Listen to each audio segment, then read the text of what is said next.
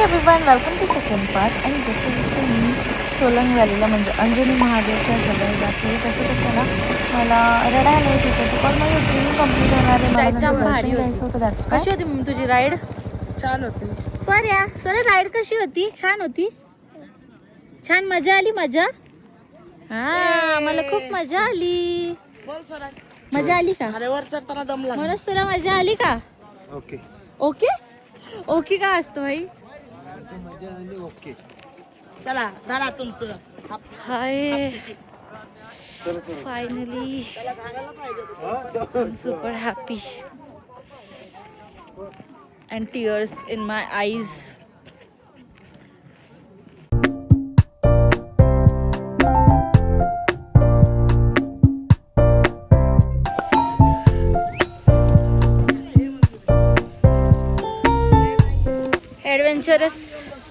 Adventure केलं आम्ही छोटूसं.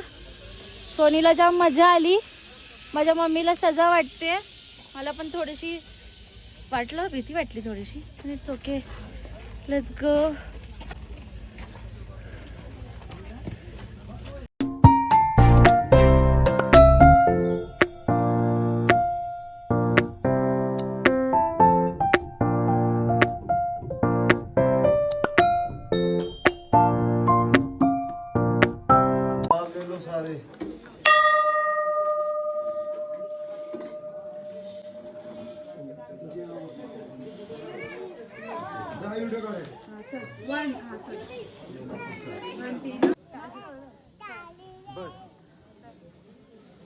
ओम नमो पार्वती पते हर हर महादेव.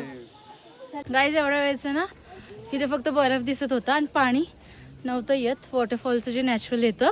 आणि जसं आम्ही वरती आलो तसंच ते पाणी यायला स्टार्ट झालं. हा ना सोनी? आता ते पाणी पडतंय बघा.